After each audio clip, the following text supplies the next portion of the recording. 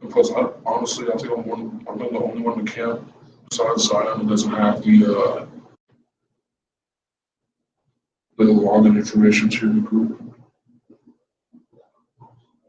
Password. I have. There it is. All right, first and foremost, we want to give all praises unto Yahweh, Ba'Hasham, Yahweh Shai. All right. And this is the Brothers of GMS Colorado. We just wanted to do a live stream on some of these events and topics, that's going on in the world right now. So grab some articles and whatnot and grab some scriptures to collaborate some of these prophecies that have been rolling out here recently. You want me to read these for you? Yeah. First article I'm going to grab is on RT. It says White House denies AP report of plan for 100,000 troops to round up immigrants. Says the Trump administration is considering mobilizing as many as 100,000 National Guard troops to round up illegal immigrants.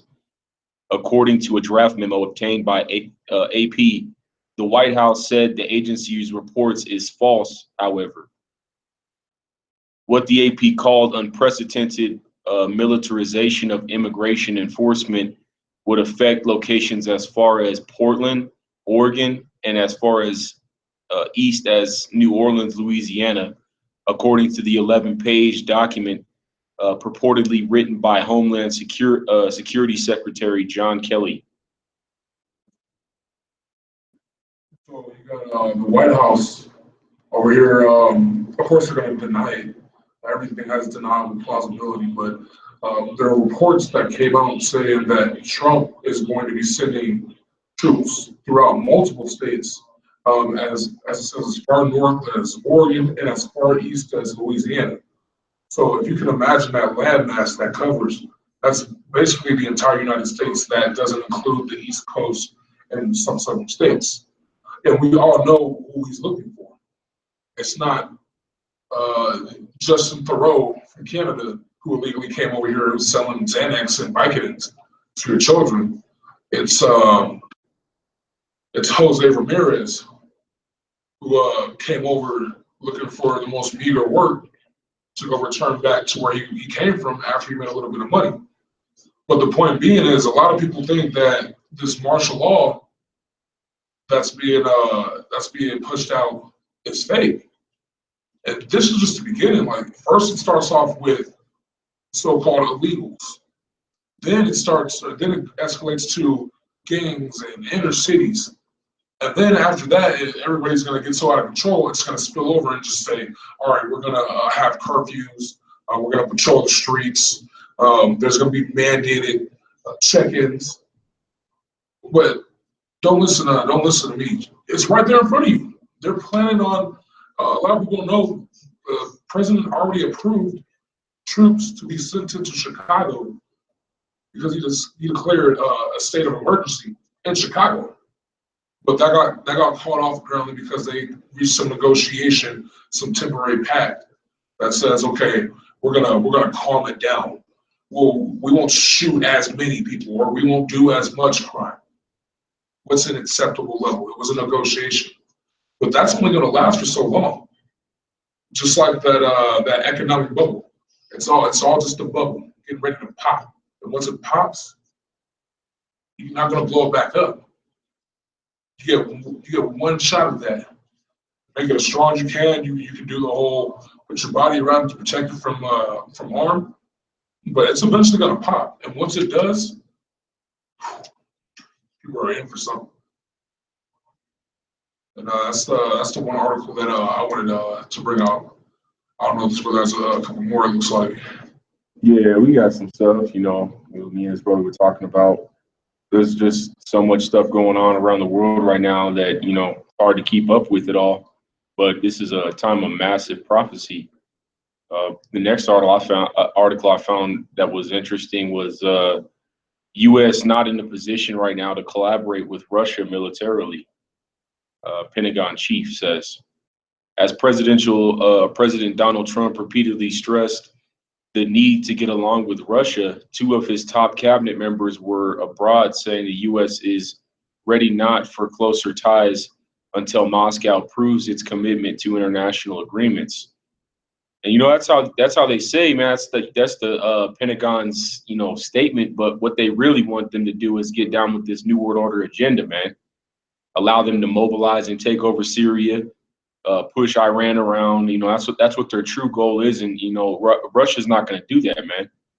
So that's what they're basically saying. They're saying they want to agree to international agreements, but in reality, they just want them to get in with this whole New World Order scheme, man. Trump even said, I believe this article came out yesterday, he wants Russia to give back the Crimean Peninsula. So the whole thing with Crimea is right now the U.S. is fighting Russia over control of this landmass that's a central point for strategic mobilization of troops, equipment, supplies, you name it. It's like it's a main landmass it's a main landmass that they need in order to have a strategic advantage. And right now, Russia holds that land. I mean, and it's not like Russia went in there and took it. That's what they want you to believe. The U.S. was actually trying to stop Russia, even though Ukraine asked them to come in to protect them from the U.S. So the U.S. Will paint this picture. Oh, well, the Russians, they're bombing U.S. troops, or the Russians are doing these dangerous maneuvers, when really it's the opposite way around. The U.S. is paying these so-called extremists or moderate rebels, as they'll call them. They have a new name for everything. Before it was Al-Qaeda, then it was ISIS, and now it's moderate rebels. It's all the same thing. But they're going to go and pay them, cost them some trouble for Russia. Russia already knows the deal. Russia's like, if we see them, we're killing on sight. It's KOA or KOS, kill on sight. They're done. But then you see the U.S. troops, you don't hear much interaction with the U.S. and the rebels. But for some reason, it's always Russia bombed this rebel territory. Russia fended off so many rebels. But you never hear the U.S. doing the same thing. When people in those countries are saying, well, the rebels are the ones causing us the most terror. By definition, they're terrorists. So if by definition they're terrorists and they're backed by the U.S., then by proxy that makes the U.S. the terrorists in this situation. But yet Russia's the bad guys. It makes sense. And you have one of them. On Thursday, Secretary of Defense James Mattis said at a NATO meeting in Brussels, Belgium, that the U.S. isn't ready to collaborate militarily with Russia against Islamic State or other threats. This is a quote, so this is what they said. We are not in a position right now to collaborate on the military level, but our political leaders will engage and try to find common ground or a way forward so that Russia, living up to its commitment, can return to a partnership of sorts here with NATO. All right, I'm going to grab a real quick scripture on that. When you grab that, but it said, we're not ready to collab with the military. Meaning, well, we have these guys over there that you're fighting. We can't really collab to fight against the guys that we're fighting you. I mean, it makes no sense to us, but we're not going to let you know that. So we're just going to say we can't collab yet. That's just how it is. It's not ready yet. Matthew 12:25, and Yahushua knew their thoughts and said unto them, every kingdom divided against itself is brought to desolation, and every city or house divided against itself shall not stand. And that's, basically what's going on in this situation. Russia being a tribe of the nation of Edom, and then the American Edomites also being a particular tribe altogether. Nonetheless, they're just Edom in general. So if a nation's divided against itself, Yahushua said that it cannot stand. And that's precisely what's going on here, man. They're going to say peace and safety, but they're all getting ready for this World War III. You have anything you want to add to that? Well, I just want to go down one more scripture there just to bring on the point. Like you said, it's Esau, Edom against Edom. People think, oh, well, we have the America and we have the Russians. They're the same thing. It's American leaders fighting against Russian leaders. Really, it's Esau fighting against Esau. And like you said, a house divided cannot stand. And just to prove the point that Esau is Satan, because I don't see Ham fighting against Ham right now. But it says, just the next verse down, Matthew chapter 12, verse 26. And if Satan cast out Satan, he is divided against himself. How shall then his kingdom stand? So I just proves it right there. For those who want to condemn us for saying the so-called white man is the devil, but yet the only one fighting themselves right now is the so-called white man. Like I said, I don't see Cush fighting Ham, or I don't see Canaan fighting Cush or anything like that. I just see Magog and Amalek going butting at it right now. And those are the chief tribes of Edom. Magog being the warrior, Amalek being I guess they're elite, if you want to label them that. Yeah, now Amalek's the head tribe, the decision maker of Edom. But yeah, you got all these people split up against each other, man. So like the brother was saying, Satan can't cast out Satan, man. And you definitely can't have yourself divided against yourself, man. That's like you going into a urban conflict with a team of people that are trained together, and two of you have a different agenda, and the other two of you have a different agenda, but your shit's not watertight, so you're going to get yourself killed. And that principle goes along with a lot of things in life, man. But that's the principle of this situation, with Russia and America, and then of course the state of Israel as well. And I'm going to continue grabbing this article. Russia's aggressive actions have violated international law and are destabilizing. Okay, which is complete bullshit, man.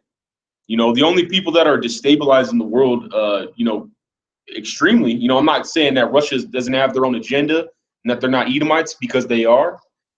But the only people that are aggressively pushing this New World Order agenda is America and the state of Israel, man. Those elites in Israel. All right. They're over there encroaching Latvia, Lithuania, Crimea. They're on the border of those, pretty much on the border of Russia. That'd be like if Russia was holding war games in Mexico. But yeah, Mexico, like they did the Bay of Pigs, Cuba. It's just like the Cold War, except it's reversed. So instead of them coming over here, we're over there now. But we're saying, oh no. This is different. They were at our shores. We're at their border. You see, it's different. Shore, border. But really, we're like the brother just said, we're so close to their front door, you can sneeze and it rings their doorbell.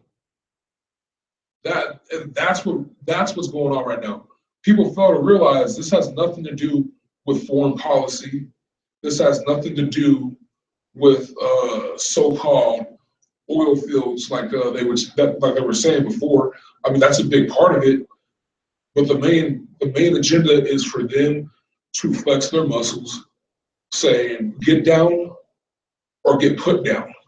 That's what's going on right now between America and Russia. Or actually, it's between NATO and Russia. Because there's a big pact of these super countries that are saying, okay, what are we going to do with Russia? What are we going to do about China? We definitely can't let North Korea go. They're this little tiny speck on the map, and they want to go over here with their little dangling around like they're Johnny Big Wing. Can't have that. That makes us look weak. So what are we going to do about it? We're going to push troops to their borders. We're going to increase sanctions. That's the first step. It's always hit them in the pocket first. We're going to increase sanctions so it makes trade harder for them, import and export, which affects their economic status. And then if that doesn't work, if all else fails, we'll start a war. Because hey, if we at least destroy their land or destroy their pride, then we can get them while they're down. That's the end game. The end game is to get down, for them to get down, or to lay them down and force them to get down. There's nothing else. They're not trying to negotiate with Russia. Where Russia says, okay, if you just give us our old land back, then we'll stop the aggression. Okay, we'll give you your old territories back. It's not about that. It's about power. It's about that new world order. There can only be one. And right now, Magog is aiming for that #1 spot in the tribe of Edom. And Amalek's been up there so long, they're like, who the fuck are you? And Magog's like, I'm the warrior. Like, you may use us, but don't forget, I'm still stronger than you. It's like a bigger brother that finally realizes that his little brother's been outsmarted the entire time. Even though he could have just whooped his ass, somehow the little brother always talked his way out of it. But he's reached his last word, and he can't say anything else. So the bigger brother's just at the point where he's like, I'm gonna whoop your ass just because I can. And that's where we're at this point. And people don't get it. People are still thinking, oh, I'm gonna root for the underdog, or oh, you're a big bully. Why are you beating him up like that? It's because he's been jerking him around. He's been making him do this. He's been deceitfully leading him astray. So if that were happening to you, what would you do? If somebody were using you for, let's just say you were able to stay alive for 500 years. In this day and age, that's possible. Before, that used to happen. So let's say your lifespan is 500 years. You're at year 100 of your life. And at year 110, you finally found out somebody was telling you the wrong information, sending you the wrong places on purpose, and you spent 100 years doing someone else's bidding. And you know you only got 500, so that's 1/5 of your life you wasted doing somebody else's work. And not once did they thank you, not once did they repay you. As a matter of fact, they said you owed them for them even touching you or even allow you to do their work for them. How would you feel? Like they're entitled to your work. They're entitled to give you their opinion, and if you don't get it, then off with you, I'll go to the next one. That's how Magog is feeling right now. That same feeling that you're like, man, fuck that person. Now imagine that, and you're a leader of a country where people look up to you. How do you think that's going to make you look in the grand scheme? Man, this dude is a bitch. How do we ever like put him in a spot or the position to lead? Why are we relying on him? So we should just kill him right now. He's weak. So if you start hearing those little rumors, you're gonna start flexing. I ain't weak, man. You know what? I'll show you weak. I'll go kill that motherfucker right now, and I'll take everything back plus interest.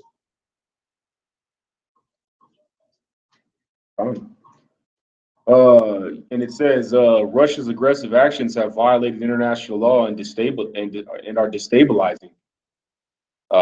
So how is that destabilizing? When the next article it says we all know what Russia's doing in Syria right now, and then of course a proposal to deploy U.S. ground troops in Syria is possible.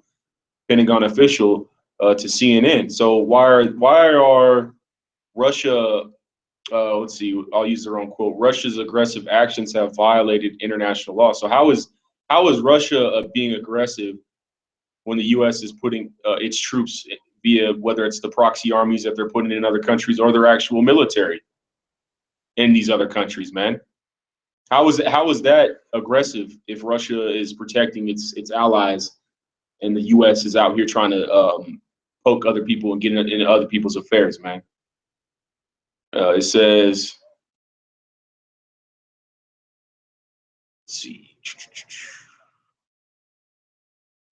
It's possible that you may see conventional forces hit the ground in Syria for some period of time, which that's a complete lie. It's going to be until they want it to be, man. They're going to be in there as long as they need to be to get what they're looking to do to get done. A defense official told CNN on Wednesday it is the sole quote in the report, but CNN sources multiple U.S. officials are clarifying that this is just a concept, not a formal proposal. President Donald Trump's first instructions to Defense Secretary James Mattis were to formulate a strategy against Islamic State and a plan is due by the end of February. Which, of course, when Donald Trump was put into office, they were flaunting that ideology that they were going to start recanting their relationship with Russia and stop doing the things they're doing. And people think that this demon Donald Trump is going to, bring back or do things contrary to what the elites in the state of Israel want him to do, which is not true. He's going to keep furthering this agenda. He's going to keep putting the troops in Syria, keep doing all this stuff, man. He's going to kick it up, and it's been kicked up here.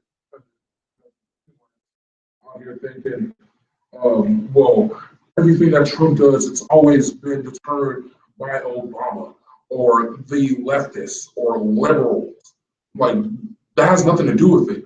You guys will believe that a chicken is a dolphin if somebody put some rubber fins on it and threw it in the water. That's how gullible you are right now. They'll have you thinking that your enemy is a so-called liberal or conservative or some just random ass thing. It's the blacks. It's the Jew. Well, the Jews, that's for damn sure, but you won't hear that. They won't tell you that. It's the Mexicans. We got to stop them from coming. It's those illegals. When I'm pretty sure last time I checked, we have a border to the north and a border to the south. Why are we so focused on just Mexico? When people cross over illegally every minute from the Canadian border, but you won't hear about that. All you're going to hear about is those Mexicans. They're taking our jobs. When I've never seen a so-called Hispanic, so-called Mexican running a Fortune 500 company, but there's plenty of illegal immigrants that do that. They're French, they're Canadian, they're Norwegian, they're whatever. They don't have citizenship. They just came over, they bought a ticket over here, said, oh, I can pay off a few officials. I don't want to be a U.S. citizen because I don't want to pay taxes over here. I don't want to be a U.S. citizen because I want asylum. I want diplomacy. I want international diplomacy. I want all these things. If I'm a U.S. citizen, then I'm just treated like the rest of y'all. And they know how we're treated. Not just the Jakes, your everyday so-called American citizen. They know how we're treated. The rest of the world knows how we're treated, how we're drugged through the dirt.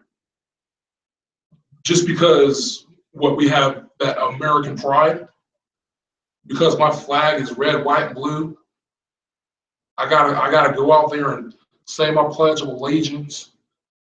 If you ever go across the seas or you go to another country, you know what they think of us? They think we're a bunch of southern-ass rednecks who all eat bacon and who are slaves to the almighty dollar. And they're right. That's pretty much that pretty much like that's it. That's spot on. Yeah, spot on.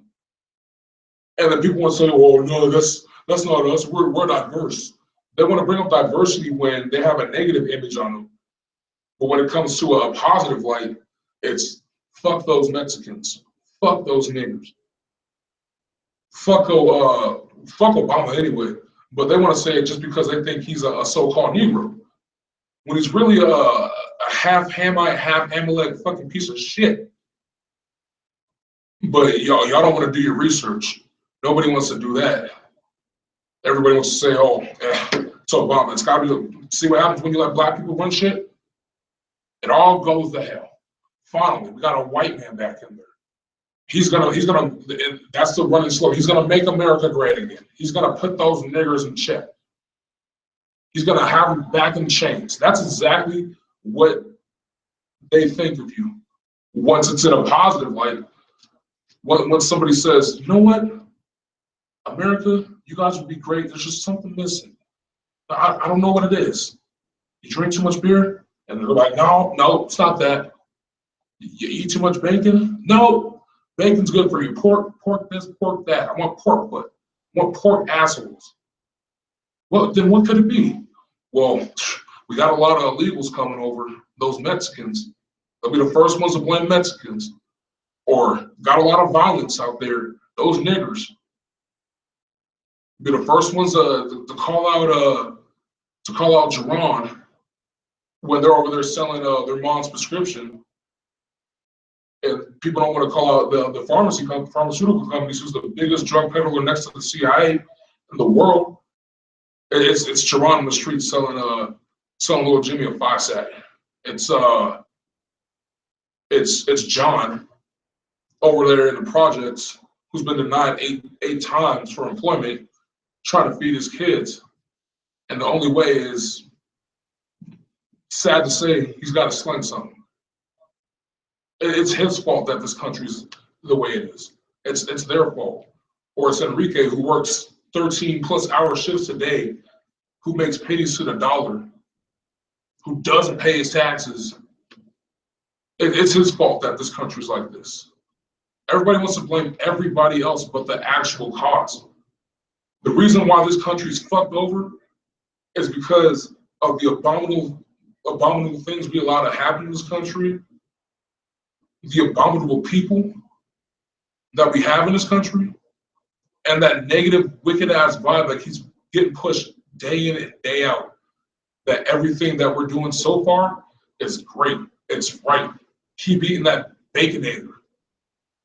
Keep hopping everybody's woman. If you're a woman, keep sleeping around. You're gonna get pregnant eventually. Somebody's baby. Or hey, if he, Lord forbid, wants a child, he can get visitation on weekends. Or shit, if she's a real bitch, you can pay for him. That's how you'll be in his life. You'll pay for your child, but I'll never let you see it. But yeah, it's not their fault. No.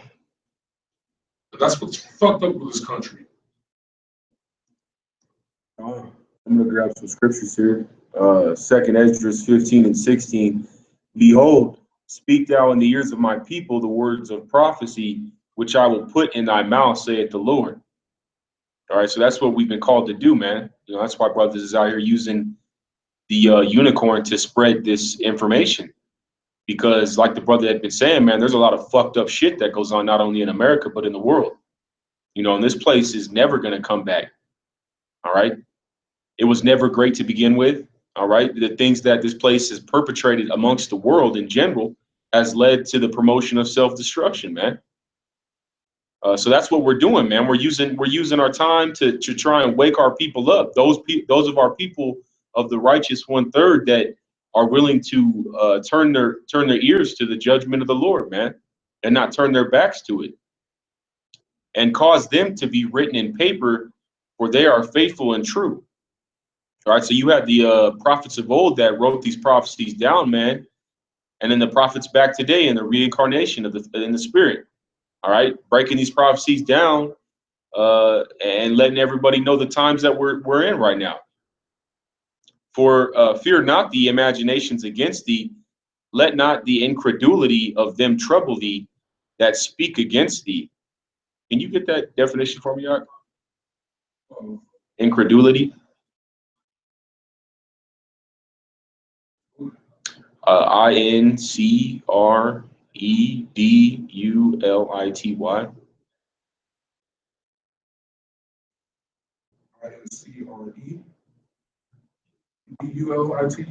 Yeah, CREDU.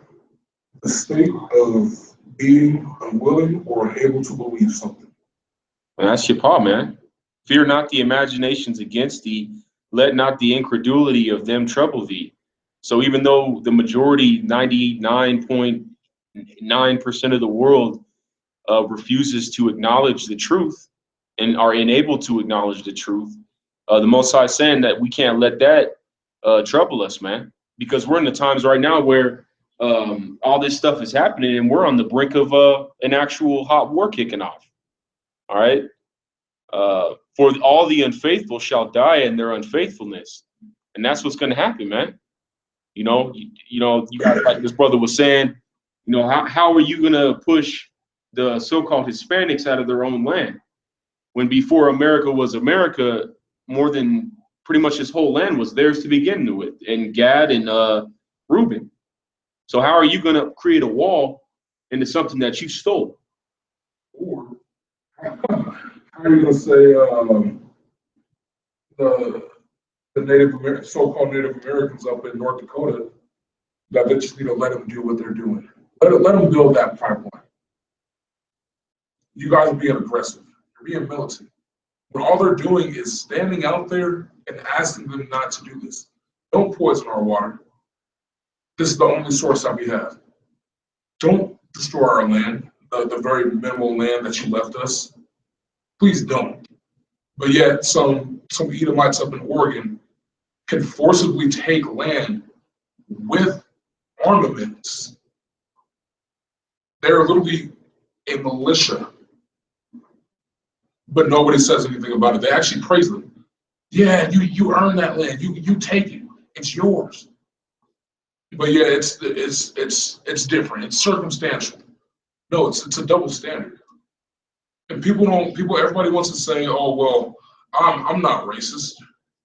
Oh, I care about everybody. When it actually comes to caring about a real human being, not some figure on TV or in a movie, then it's a little different. Man, what are those Indians over there doing? They need to just go back to their teepees, or they need to just get off the fire water. Go get a job. Maybe they can afford to buy out the companies. And that's the actual thoughts of people in this country. Oh, they need to find work in their own country. So those Mexicans, or they need to stop sitting over the drug pushers. They need to stop sitting over the rapists. When majority of the rapists in this country are so-called white men. Statistically speaking. And that's just the ones that are accounted for. Not the ones where it's some CEO raping his secretary for Lord knows how long, that's never reported because, hey, she's getting popped for money, so we're not going to call her rape. Or the dude in the suburbs who's over there fondling little girls every now and then, but oh, no, it's just a part of life. It's a part of growing up, Sarah. You're a woman now. But let some Jake get caught doing the same thing and see what happens. Put a bullet through his brain so quick he won't even have time to blink. This country's just, it's sick. It's sickening. Yep, exactly. For behold, verse 5, behold, saith the Lord, I will bring plagues upon the world, the sword, famine, death, and destruction. For wickedness hath exceedingly polluted the whole earth, and their hurtful works are fulfilled. Therefore saith the Lord, I will hold my tongue no more as touching their wickedness, which they profanely commit. And like the brother saying, man, all this evil stuff that has happened and it continues to happen, people think that they can do that and get away with it because nothing's happened to them yet. But that's what the Lord said, I will hold my tongue no more. Okay, he's not going to sit back and allow these abominations to continue out in the world, man. As touching their wickedness, which they profanely commit, neither will I suffer them in those things in which they wickedly exercise themselves. Behold, the innocent and righteous blood crieth unto me, and the souls of the just complain continually. And that's what we do, man. This is a form of sighing and crying, man. People really, like starting with the elders of Great Millstone on down to the brothers out in camps, out on Saturdays, right? Today most brothers are out there pushing the truth, letting people know how much we despise this place. What's really going on? Like the brother's been saying, all these different things that people propagate to try and make you think this is a good place to live. But in reality, in the dark, or in the closed doors, you got the most terrible shit going on, just like you had going on in Rome.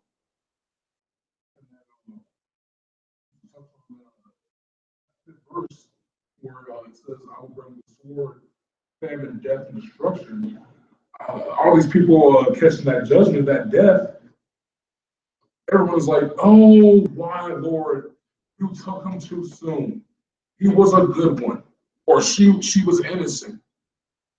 When, just like the brother said, that everybody's innocent in the light, except for the truly wicked, the ones that just love doing wicked. Everybody's innocent when the lights are on. But turn the lights off for 2 seconds and see what shadow pops out. You're gonna see a monster. I bet you half the people that caught judgment this year, like what's his name, Philando, the one that just got shot while his girlfriend was live streaming. Who knows? That dude could have been popping every dude's bitch in the neighborhood. Shit, he might have been catching judgment for his woman. Shit, she might have been doing some of the most wicked ass shit. And then the Lord said, "Okay, you know what I'm gonna do? Right in front of you, I'm gonna take the one you love the most, your most dear. And you're gonna watch him die slowly. He may have been the most innocent man, but that's her punishment for all her wicked deeds. You don't know, but you want to act like, oh, he was so young, or why did this baby get cancer? Do you recognize that baby spirit off the bat, or do you just see it for face value? It's chubby cheeks and a nice little laugh, like a baby laugh, whatever babies do, little gestures. That's what people want to do. They want to take everything for face value instead of looking deeper into it.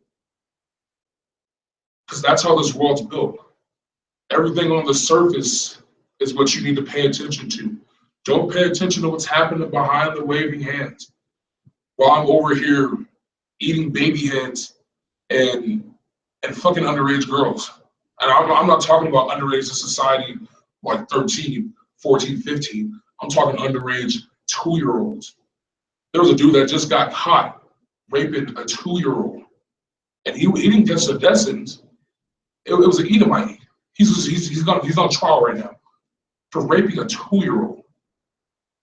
But you don't see that plastered all over the news. All you see is Caitlyn Jenner, Woman of the Year, or Obama. It looks like he's enjoying his vacation time. Or everybody wants to come up with a different name for Trump, calling him Cheeto or Agent Orange, shit like that. That shit doesn't matter. This fool's orange because he lives a fucking sick ass life. He wants to tan his skin and put all his chemicals. Let him do that shit. I want him to kill himself quicker. That's the least of my worries. My worries are this martial law that's coming up, this destruction that's coming to America. Before the nuclear missiles hit, it's going to be famine, pestilence. It's going to be earthquakes in the sense of literal and metaphorical, where you're going to have families shaken up to the core, the foundation, mother against daughter, son against father. I'm worried about that. I'm worried about the elect, not some dude who was just honestly thrown in there. And he's given a script. Say this, point here, look this direction, exit stage left. Good job. You did it. All right, now to the next day. That's the bigger agenda in this entire thing. We're going to keep you focused on the hands waving while we do everything back here. And it's in plain sight, don't get me wrong. You can see it, just focus a little bit more. Quit focusing on this and actually look at the entire picture, because it's bigger than just one little dot. But hey, who am I? I'm just some, according to many people in this country, I'm just some nigger spouting words that I don't know. Who taught you how to read? Who taught you how to write? Well, I'm pretty sure I learned that on my own, because my teachers are really incompetent, but you don't know me, so you can say whatever you want. the bigger point is you got to stop focusing on that bullshit. And if that's really your main focus, then just know that it's going to end soon. And there's something a lot bigger coming after that you're really going to love. You're really going to focus on that. And I pray that you get it then. Because if you don't, then you're lost. You're truly lost. Ezekiel 9:4, and the Lord said unto him, Go through the midst of the city, through the midst of Jerusalem, and set a mark upon the foreheads of the men that sigh and that cry for all the abominations that be done in the midst thereof. And to the others he said in mine hearing, Go ye after him to the city and smite, let not your eyes spare, neither have ye pity. So that's what's going to go down, man.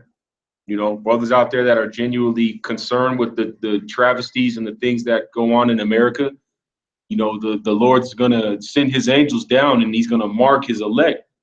You know, it's going to seal his elect so that when that time comes, when that martial law comes and you have all these, you know, chemical weapons and all this death and all this crazy stuff going on in the streets in your neighborhoods, man, you know, if you're a part of that number, that 1/3, you know, you may be saved from that. Now, you may have to get judgment and still die because it's required of you to do that, but doesn't mean that the Lord's not dealing with you, man. So the main thing is that's why brothers is pushing this so hard. It's time to come back to the law and the commandments, man, because you don't want to be stuck with your pants down in that time, man.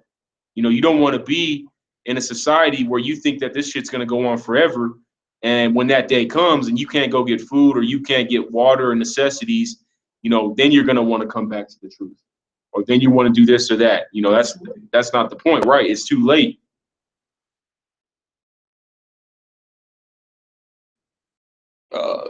Another scripture I had. Let me see. You got any scriptures, Art?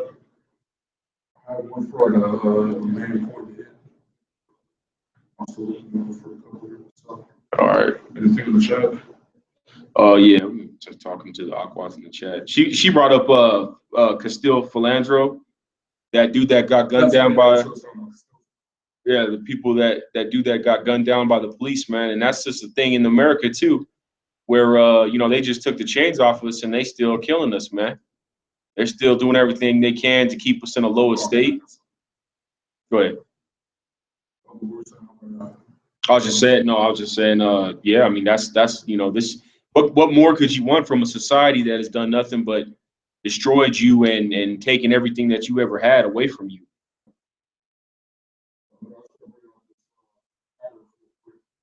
It's chapter 14.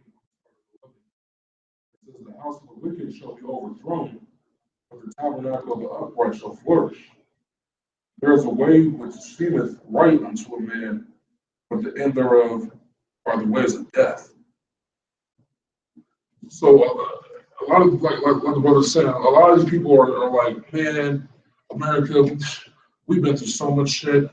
We're gonna make it. It's just another one of those phases where we're just going through another one of those, you know, those transition periods. Not realizing that the wickedness that this land has brought forth is so bad, it's reached such a height that it has to be destroyed. There's no other option. And once that wickedness is destroyed, the righteous shall overtake it. It's not like it's going to be, I'm down but not out. No, it's going to be, you are utterly destroyed. Like there's a show I watch. It's called One Punch Man. It's gonna be like that. The Lord's gonna come through, hit you with the one punch, and actually, you know, you're obliterated, but you're splitting the atoms, and you're not gonna form back into what you were before. You can't. You've been split on a molecular level. It's impossible. But people want to think, oh man, even if I get split up to the atom, or even if America gets split down to the atom, it's still going to form back and be stronger than ever. This is the land of the free and home of the brave. Everybody keeps spouting that, but I made a joke with the Akia just about an hour ago. It's like, what is people's definition of free? Like, what is your definition of freedom? Because apparently it means that I can carry around a gun and I can say whatever the fuck I want, and there's no consequences. That's most people in this country's definition of freedom. Or I can drive from Utah to Maine in one trip, or I can fly around the world. That's their definition of freedom. To me, I'm thinking, well, you still need a license to drive from Utah to Maine in this country. You still need a passport to fly around the world. So you're still restricted. So apparently it's freedom with an asterisk, and that asterisk means restricted. So their definition is restricted freedom. Yes, freedom to an extent. To an extent. I'll say, at least I'm not a slave per se. And it's all these caveats that they attach to it. It's all those extras. Well, I'm free, but. So if you got to put a but, then you're not free. If you can't just stop at I'm free, then are you really free? Or are you just trying to be free? And if you don't want to ask yourself that question, that's not for me to decide for you. All I do is just present myself with what I want in my life, which is not this. This is hell. Having to wake up Monday through Friday, go to a place where not only do I have to take responsibility for somebody else's actions, but I get paid minimal of what they do. And then once I finally get home, I'm so damn tired, I can barely do anything to advance my life forward. But yet they're over there making bank off my life, taking these lavish trips, doing whatever they want, taking a 5-course language class, whatever the fuck they want to do. But yet I'm free, right? I got a job. I'm free to leave whenever I want, when I'm really not. I'm obligated by this land. I have a rent to pay. I'm obligated by a lease. I have a car note. I'm obligated by that. I got insurance I got to pay each month. I got bills. I got this, that, and the third. But yet, I'm free. It's the land of the free. And once you present that argument to people, they either get really, really quiet or they get really, really stupid by saying, well, you're looking at it the wrong way.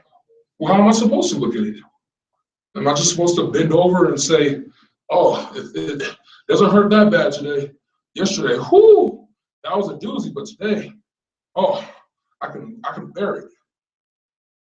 And people will legit tell you, yeah, that's how you're supposed to take. You're supposed to take it in stride. You're just supposed to take it. It's the way it's supposed to be. It's how it's always been. Well, I'm tired of how it's always been because it was not supposed to be this way. This is a punishment. That's like a slave in Egypt saying, it's how it's always been, baby. We've been pushing rocks up the pyramids. They've been whipping us. We've been going back dirt tired, and we've been waking up the next day. We're free, baby. That's the mentality of America, of the world. We're going to keep pushing up rocks. You're going to keep getting whipped because it's always been that way. But hey, if it's always been this way, I guess this is freedom. People are just stupid. But it's about to change. That's all I can tell you. I'm not going to tell you when because it's not for me to say when. But I do know it's about to change. And when it does, don't be shocked. Don't say you didn't know. Don't say that it came by surprise. I wasn't ready, because you had time. And it's not like we're the only ones telling you. The Lord deals with everyone. He has a certain people that are his, but he made everybody. So it's not like the broadcasting wasn't going out. Imminent danger, imminent danger. Just some people choose to tune it out. Others choose to tune in. And if you're one of those who tunes in, get prepared. because it's about to go down. One of my favorite phrases, and I mean that not in the figurative sense. It's literally about to go down. The society's about to crash. The dollar's already crashed. They're just relying on people's stupidity to keep it afloat. Okay, I'm going to keep spending this dollar because I believe it's worth 1.00 or 100 cents, and a penny's worth a penny. That's literally the only thing they're banking on. The dollar already crashed, but most people don't know that.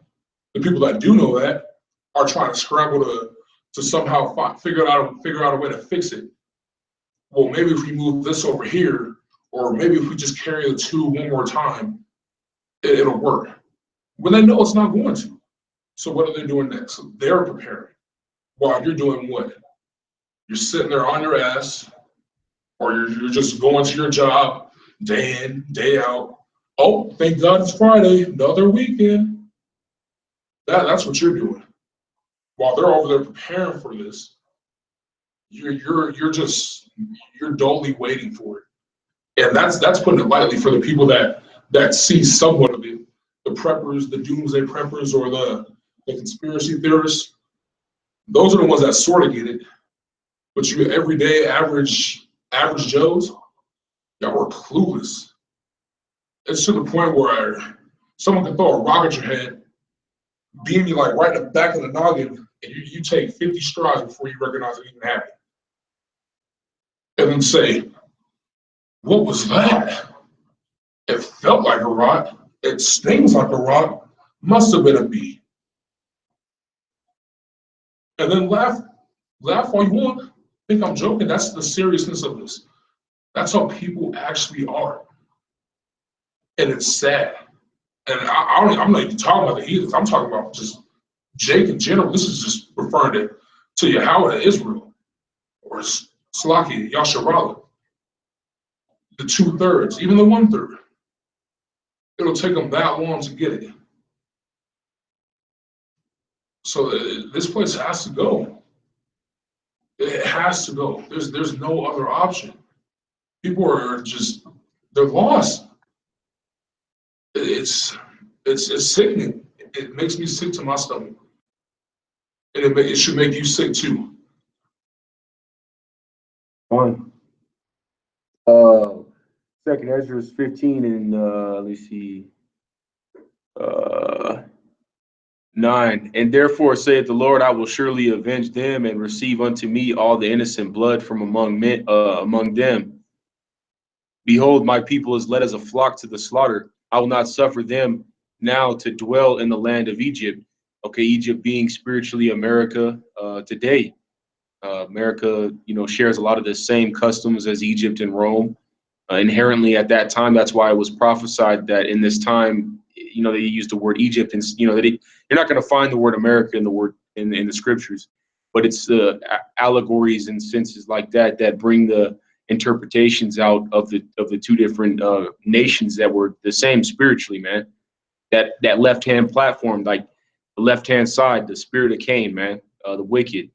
So the Lord's gonna not suffer his people to be in Egypt anymore, be in America. All right, so he's gonna lead us out of this place in a final exodus, man, just like he did in Egypt. All right, and this is gonna be in that time of martial law when everybody else is gonna be more worried about how they're gonna survive, feeding their children, or maybe not trying to eat their children. All right, it's gonna be mass chaos. Okay, but the Lord is gonna, those men that he's dealing with, which we spiritually believe through the men at UMS and their families and their children, a part of the 1/3 are going to be led out of this presently wicked world. But I will bring them with a mighty hand and a stretched out arm and smite Egypt with plagues as before, and will destroy the land thereof. So you're going to have swords, okay, swords being an instrument of killing, okay, which could be anything as far as a pencil. Your hand can be a sword. All right, it's an instrument of death. You're gonna have famine. All right, you're gonna have cannibalism. All right, just not being able to eat. You're gonna have mass starvation. You're gonna see people starve to death. All right, you're gonna have pestilence. All right, which is gonna be this biological weapons that Esau, that these so-called Caucasians have in these labs, man. I mean, there's so much shit that this demon has developed for this time that when it's unleashed on the masses, it's going to be utter and complete pandemonium out here. Egypt shall mourn, and the foundation of it shall be smitten with the plague and punishment that God will, shall bring upon it. All right, so it's a punishment, man, for all the wickedness and things that people do in America, like the brothers have been hitting on. Just the actions of people in this place are unacceptable. Okay, the things that people do in America and that they get away with is not contrary to the scriptures, to the law. Sins unto death, sins that people should have been put to death for, but they've been given the ability to continue on and perpetrate continually and continually and continually. Well, the Lord's going to say enough with that shit. All right, enough with that. And he's going to bring this chaos, and it's going to be such a day. It's going to be unlike any other day before, man. It's going to be terrible, man.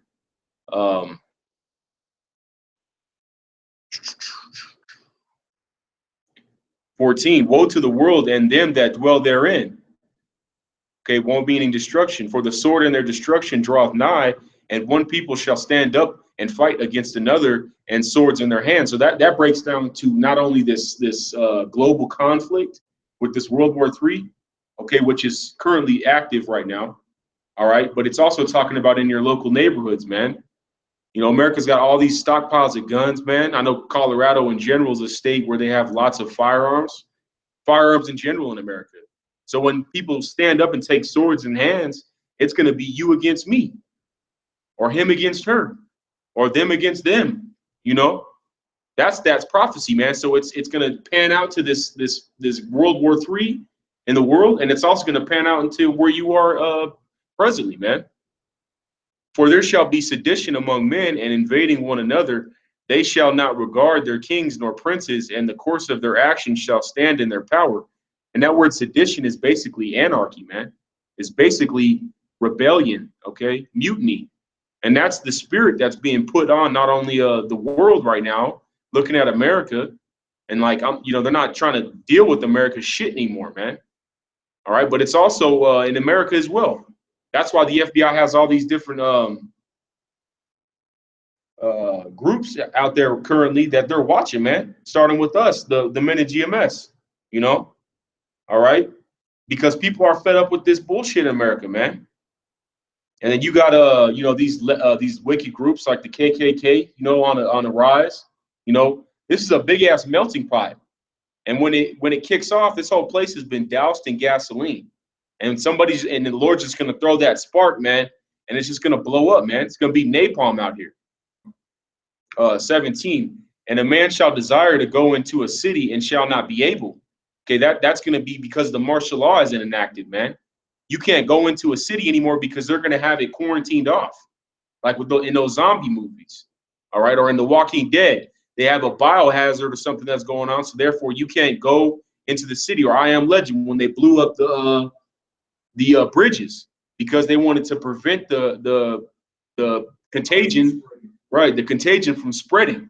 All right, so you're going to want to desire to go into a city when martial law kicks off, and it's going to be a kill zone, man.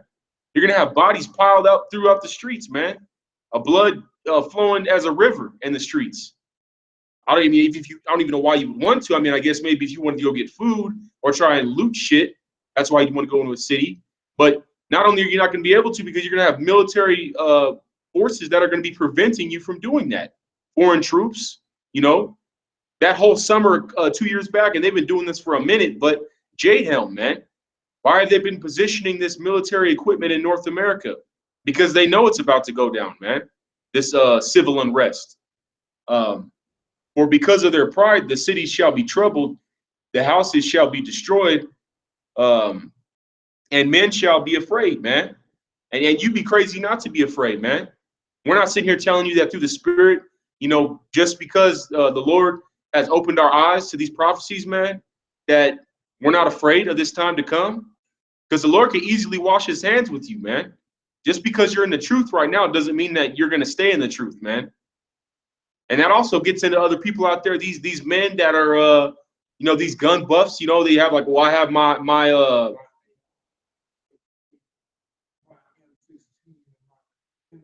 my got a sniper pointing at your head and you're coming out my range.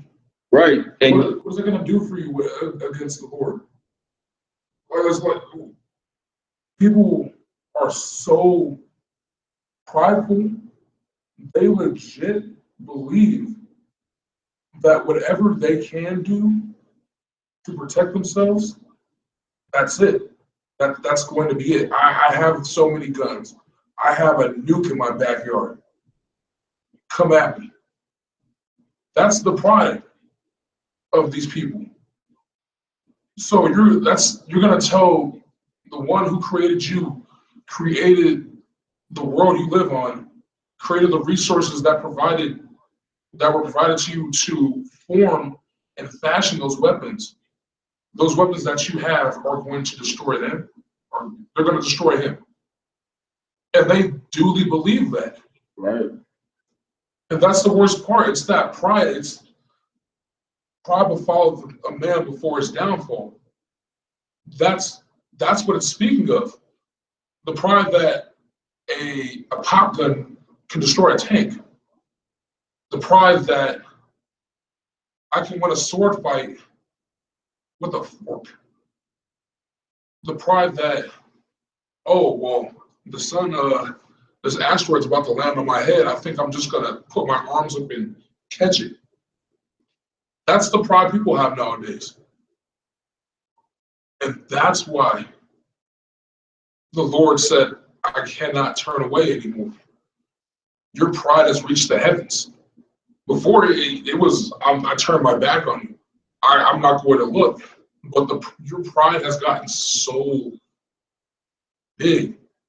It has reached the point to where it wrapped around the Most High to where he can see it. When he willfully turned away from it, he can see it. And he said, I can't do this anymore. And that's a lot of pride. If you can fathom the Lord, then try to fathom as much pride as that is, for it to reach the heavens and for it to be viewable by someone that turned their back on the entire situation. And if you can't fathom that, at least try to guess on it. And that'll paint the picture of why this place has to be destroyed. It'll give you just a little taste. Yeah, it's not, hard to see, man. The Lord's either going to be dealing with you or he's not.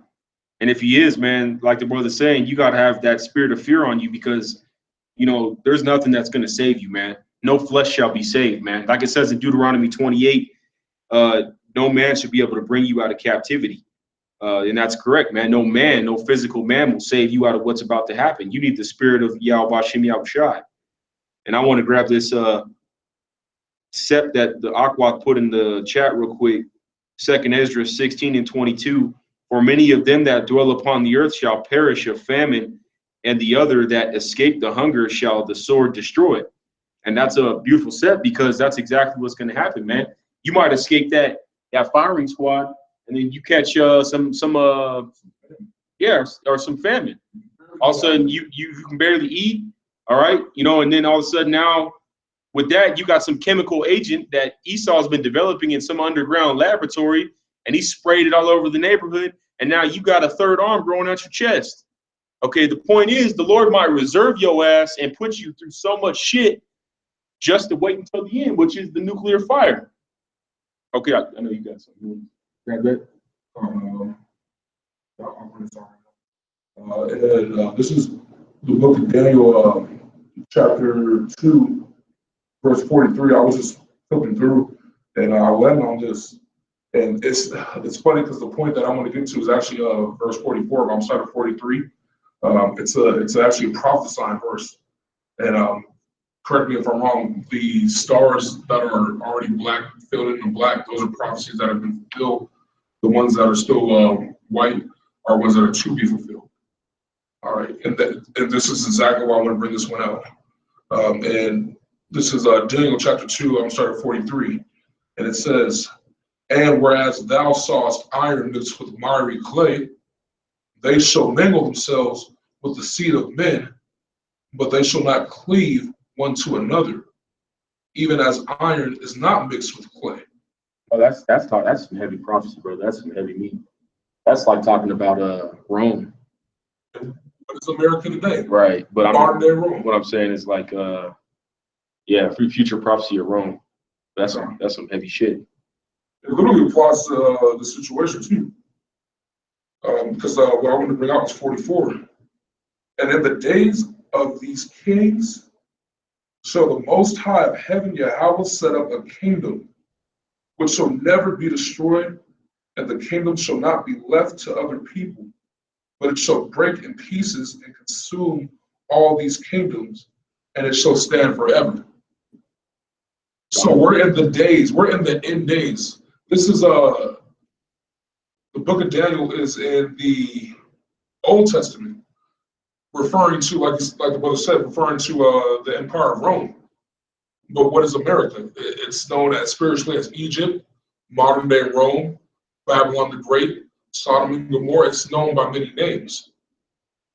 So that kingdom that's going to be set up that will utterly destroy all other kingdoms is being set up right now. It is the kingdom of the Most High. But in order to set up a kingdom, you have to first have a foundation be set. This is what's happening right now. The foundation is being poured out. It's just the beginning. They're not even in the stages of planning out the kingdom. The foundation is still being poured out, where all the king's horses and all the king's men are being gathered up, meaning the elect and the Lord's chosen are all being gathered up right now. That's the foundation being poured out. And what's going to happen after that elected seal is this kingdom and every other kingdom set up before it will be utterly destroyed. As is prophecy in Old and New Testament. This is in the New Testament too as well. But I just thought this one brought it out clearly. It says utterly, let me just bring it up one more time. And in the days of these kings shall the Most High of heaven set up a kingdom which shall never be destroyed. So this new kingdom that's coming, the kingdom of righteousness, will never be destroyed. It's always going to be intact. It's going to be made impenetrable and indestructible. It's going to be the perfect kingdom. And the kingdom shall not be left to other people. So it's not going to be a kingdom that was set up for Israel, and then I don't know, later on Amalek comes in and says, "Oh, nice kingdom here. I think I'll just take that." That's never going to happen again, ever. But it shall break in pieces and consume all these kingdoms, and it shall stand forever. And that's the point that I wanted to get out right there. This kingdom that's to come, this kingdom that we all pray for, the one that we have that puts the faith in us, the faith in the Most High, the fear of the Lord, that shall destroy all other kingdoms that have come before it. That's why we push this through, because the prize at the end is so great that I don't care what kind of hell I catch on this side. If I'm to catch judgment from the Most High by having a piano fall on my head just to get to the kingdom, then that's the judgment I'm reserved for. And I willingly accept it for that. But you have people out there that want to say, well, this is that kingdom. America, they're talking about America. America's the one that was set up that way. There are people that believe that. Like you IUICs or just you 2/3 in general. You honestly believe this land is for you. You think that this is the holy kingdom. When you still got human sex trafficking, you still got dudes popping other dudes in the ass, catching AIDS, and then going home to their wife, fucking them, giving them AIDS. and then the wife going out fucking another man, giving him AIDS. Or you got people fucking animals. You got pork in almost every product out there. And that doesn't even need it. Like, why is there pork in my shampoo? Oh, well, it brings out the vibrantness in your hair. No, it doesn't. It defiles my body. But yet, this is that kingdom they're speaking of. This is the promised land. No, this is hell. This is modern day Rome. This is Babylon the Great. This is Sodom and Gomorrah on steroids. This is Egypt. This is all of these in one land. A land so wicked that it's reached the heavens and it must be destroyed. And it's coming soon. Mark my words. If you want to quote something, mark my words. It's already quoted for you. I'm just reading from the scripts. But if you're listening right now, you ever had any doubts that this land is about to be destroyed, there's the proof right there in the pudding. That's all I got to say on that one. Let me see. Continue with 2 Ezra chapter 15, verse 22. My right hand shall not spare the sinners, and my sword shall not cease over them that shed innocent blood upon the earth. So let me go 21. Like as they do yet this day unto my chosen, so will I also do, and recompense in their bosom. Thus saith the Lord Yahweh. So, you know, you people that have put your hand on the Lord's children, you're not going to escape, man. So he's going to simply just do what you've done to them, to you. And that's going to be a righteous and fair recompense. It's a righteous thing to recompense those that trouble you. My right hand shall not spare the sinners, and my sword shall not cease over them that shed blood upon the earth. The fire has gone forth from his wrath and hath consumed the foundations of the earth, and the sinners like the straw that is kindled.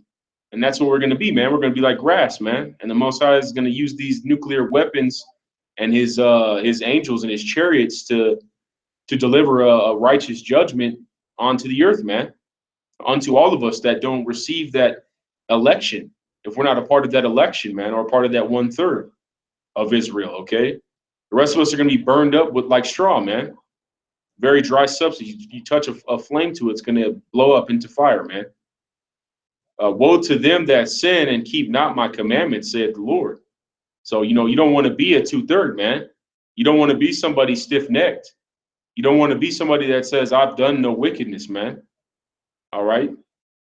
I will spare them. I will not spare them. Go your way, ye children, from the power.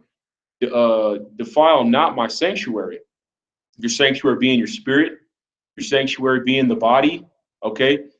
Because this thing of ours is a body, man. It's like a giant transformer. All right. Everybody has a part to play. And as a whole, man, we're a body in Yahweh Shai, man. Yahweh Shai being our head. Okay. So you want to be a part of that sanctuary. You don't want to be the part of the people that are defiling the world, man. Defiling the sanctuary being you 2/3. For the Lord knoweth all them that sin against him, and therefore delivereth he them unto death and destruction. So, I mean, put it like this. We all deserve death and destruction. But the blood of Hamashiach is going to cover his elect. All right. The rest of you 2/3, his blood's not going to cover you, and definitely not the world and the other nations for that matter. So the Lord knows who's he's dealing with, and he's going to deliver death and destruction to those he's not dealing with. Let's see. And just for education purposes, when they say the blood of the Lord covers you, they don't literally mean you're covered in blood. It's covering your bill. You owe in blood. That sacrifice was made by his son, the Most High, or Salaki, Yahweh Shai, Hamashiach. So when they say covered in the blood of Christ, you are literally paid for. Yeah, basically because he went up and died for He you. went up and died for you. But not so for the world. Exactly. So you don't have to die for yourself. Not for the world, though. If the Lord were to die for the world, he would have to die 1,000 times over just to save all of Israel. And I'm talking about the first go around. That's how bad it is. And everybody's like, well, it says in John 3:16, he gave his son, his only begotten son for the world. He must mean the entire globe. You're bugged the fuck out. Oh, yeah, that's definitely not what that means. Let me see. Go ahead and get around the scripture here. Get ready to end this, wrap this up here. Revelations 13 and 16. You want to grab it? No, you can grab it. You have it. Wait. If you want to grab it, you can. Yeah, kind of. Go ahead. All right. And so this is Revelation chapter 13, verse 16. And he causes all, both small and great, rich and poor, free and bond, to receive a mark in their right hand or in their forehead, and that no man might buy or sell save he that had the mark, or the name of the beast, or the number of this name. So it's coming to the point. I already know right now, Obama promised by the end of 2017, everybody in the United States will be chipped with a radio frequency identification chip, or also known as RFID. That was a promise he made right before he left office. Everybody will be chipped. We have people at my job joking about, well, if I just had a little chip, I could wave myself into work. You got DeMar DeRozan, who already got the chip in his hand. I caught a video of him. He's walking into, it's work for him. He's walking into work. He waves his hand in front of a little sensor. It goes beep, opens the door. You got people in the military. Yeah, they're chipping us already. I got one on my leg, one on my shoulder, two on my hands. Proud of it. It's already getting started in Europe. They're going toward a paperless currency. In order to do a paperless currency, you have to have an electronic system that, for all purposes, can identify a person that's not easily obtainable by another person. So you can't do cell phones really, because let's face it, people lose cell phones all day. They can be stolen. Can't do a card anymore because those are easily losable. Those are easily lost. So what can we do? Let's think. Well, let's not do tattoos again because people think Nazi Germany. Oh, I got it. Let's just put a little rice-sized, and this is how they're marketed, a little rice-sized implant in your right hand. Doesn't even hurt. It's subdermal. You won't even feel it. But it's cool if you can. You press down, it's right there. And everything's on there. Your banking information, your medical records, the last country you're in, your flight history, all the information on said person is on that little tiny chip. How do they do it? It's magic. That's already being pushed. In Europe, Europe is a test run. For the first time in a while, they're actually using Europe as a test run. And then they're going to bring it to America. So for y'all that are like, it's June, ain't no microchip, or I got the chip, want to put a potato chip on your hand, it's real funny then, yeah. It's real funny. I know us brothers over here in the camp, we joke about that shit all the time, like how silly we look doing that bullshit. Knowing that shit's been pushed since 2015, it may not have been pushed on this scale, but it's been pushed for a while now. Decades, man. So you guys are stupid. There's no other way to put it. You're stupid if you believe that they're not going to try to put one in you, or they haven't tried to put one in you yet. For you that have been under the needle or been under the knife, had a surgery or a procedure done where you were inoculated or put down for a few hours. You're downright asinine. And that's emphasis on the ass. Because you have to be a real ass to believe that this chip, the RFID chip, the mark of the beast that was spoken of in Revelation, is not being pushed on a grand scale now. I'm not even talking about just being pushed, it's being pushed on a grand scale. got to be downright idiotic, ignorant, dumb. There's multiple words to describe it. And if that's the choice you want to make, you want to say, all right, there's no chip coming. Right as they come around on the left side and say, whoop, there you go. Didn't see it, didn't hurt. You're right. I don't know what they're talking about. This isn't a chip. This is a radio frequency identification piece, also known as an RFID chip. So keep those delusions. As a matter of fact, it's not even your choice. The Lord put those delusions on you to play your role, because the scoffer was prophesied. So it's not like there's not going to be any scoffers in the end day. There were false doctrines prophesied. So it's not like those don't exist now. There are false prophets that were prophesied. And it looks like you fall right in that category. So keep on doing the Lord's work by saying there's no chip, or by saying the flat earth, or whatever far-fetched theory you have or reason you want to explain off the Lord's word. Keep on doing it, because you're doing the Lord's work by doing that. Mm-hmm. Fulfilling prophecy unknowingly, but willingly, but unknowingly. So keep on doing it. I actually applaud you for playing your part and doing it well.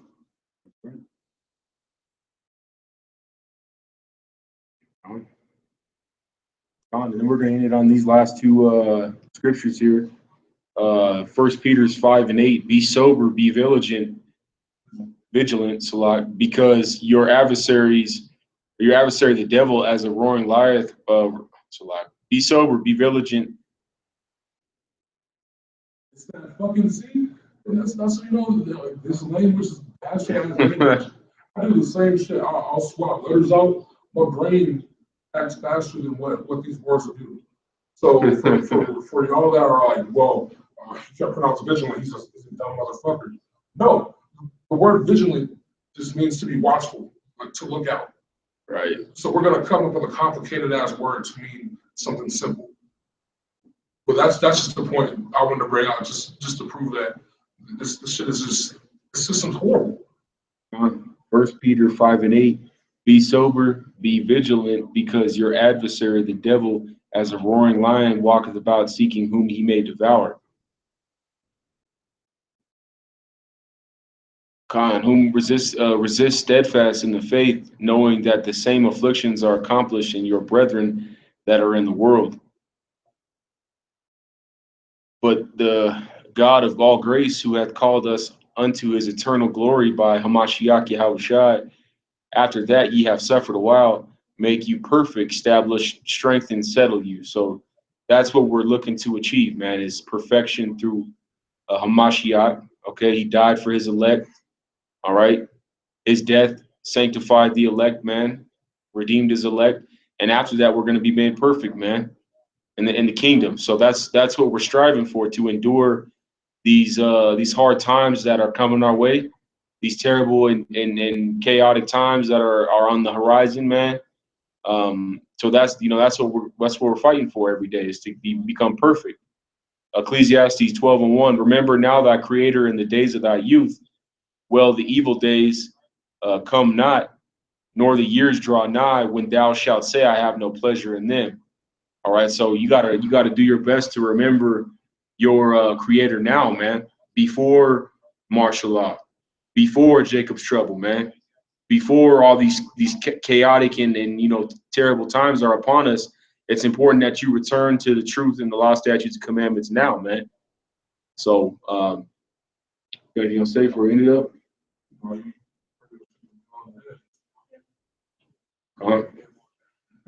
If you're going to be one of those people, not saying that you're not going to get in, but don't bank on being the last one in. Don't count on that. That's a fool's wish. You don't want to be the one that barely gets his foot under the closing door. You don't want to be the one that lost his hat but barely made it by the skin of his teeth. You want to be the one that's saying, "Come on, come on, come on, you're almost there." You want to be the one cheering on the last. If anything, you want to be the one that's just waiting, like saying, "All right, we made it." That's what you should strive for. You shouldn't strive to be the last one in. You should strive to be the first, or at least be a part of the first ones. That should be your goal, day in and day out. If you're really about this truth, you should strive to be the best you can be and do the best for the Lord that you can do. And if you're not doing that, then if you make it, you make it. If you don't, you don't. It's that simple. But it's not up to me. And I would not chance that. That's me though. I wouldn't chance it. I'm not gonna be the one over at the end of the movie booking it while I'm getting chased by this big plume of fire and nuclear waste, trying to make it on one of those chariots. Lord willing, I'm not gonna be that one. I'm gonna try to be the one that got beamed up and is looking at all this shit from 1,000 miles away, or a bird's eye view. That's where I'm trying to be. And if you really understood, not just understand the circumstances that we're about to be in, you would have the same mentality. I'm trying to be a part of that number. Because that song holds true. When the saints go marching in. If you haven't heard it in a while or haven't heard it at all, I suggest you take a listen, because there's a meaning behind that song. Like, and it literally says, "Oh, how I want to be part of that number. Oh, when the saints go marching in." So right now, the prophets, the apostles, those are the saints right now marching, going hard for this truth, as hard as they can. So are you going to be a part of that number, or are you going to be a part of the others? You're going to be that one that just missed it. Oh, I'm sorry. You're 144,001. You just missed it, and that's how it's going to be. That's just to give you an example. Like you don't want to be the one that just missed. You want to be the one that was within that 144, the one that didn't have to worry that, oh man, I didn't think I was going to make it there. And that's all I got to say. Just endure, keep in the faith, whatever hell you're going through. Just know that the Lord deals with those he seems fit. So if you think that it's the fire is turning up, that's because he's trying to refine you. He's trying to make you perfect. Because right now you're filthy. It's even said the elect are as filthy rags. So if you're not even a part of the elect, you're disgusting. And you have to be purified by only one way. And that's fire. It's gonna hurt. Getting burned doesn't feel good. But after a while you learn that, all right, I got burned, so I learned that I'm never gonna go and touch that fire again. Or I was put through so much heat. Now 1,000 degrees feels like 20. That's what refining does. It takes all that slag. What's the definition of it? Slag, all those impurities, floats it up to the top so it can be skimmed off. And all you have left is a pure element. In most cases, it's going to be gold, silver, any precious metal. It's going to be something that you want pure that. 99.9999999% is what is the standard now. But you want to strive for 100%. Now, on this side, you're never going to achieve that. But you'll be refined enough so where the next side you'll remember. You're going to be like, damn, I never want to go off like that again. That couldn't have been me. Like, there's no way. I follow the laws and statutes and commandments to a T now. My woman's righteous, or for you women out there who are at least trying to be righteous, you're like, I'm finally happy now. I'm living a righteous life. I don't have all these demons on me. You're gonna look back and say, wow, I'm glad the Lord put me through that fire so I can end up like this. You're gonna thank the Lord, whether you're a two-third or part of the elect. You're gonna end up thanking the Lord 1,000 times over and more, because he put you through that fire so you can come out perfect, because you are the apple of his eye. And I ended there. All right, so appreciate everybody that tuned in, and stay strong out there, Akim. You know, we want to give all praises unto Yahweh, Ba'asham, Yahweh Shah. Keep fighting, man. We're almost out of here. Y'all brothers keep staying strong, man. Shalom. Shalom. Shabbat shalom. Shalom.